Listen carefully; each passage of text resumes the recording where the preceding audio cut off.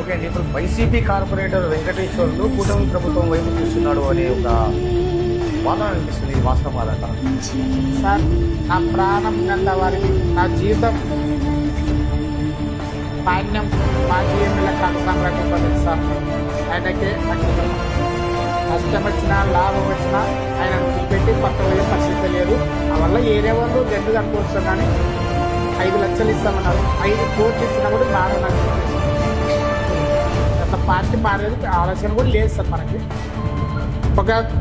మనము ఒక పార్టీ తరఫున ఉన్నాక అదే పార్టీలో మనము నష్టానికి కానీ లాభానికి కానీ ఉండాలి. కానీ పార్టీ మారిందంటే మా వార్డు వాళ్ళకి మకం ఎత్తుకొని మకం కూడా చూపలేదు సార్. అది అబద్ధం సార్. నాకైతే అడిగినారు, పార్టీ కండవ కప్పుకో 5 లక్షలు ఇస్తామన్నారు.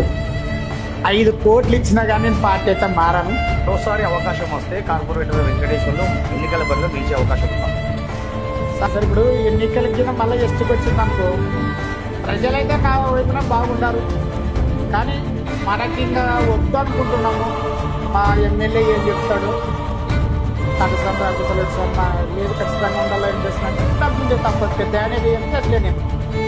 ఆయన వద్దులే ఎందుకు లేని తెలుసుకున్నా ఏ లెవెల్ ఉన్నారంటే కూడా ఏ లెవెల్ మనకు సపోర్ట్ చేయడానికి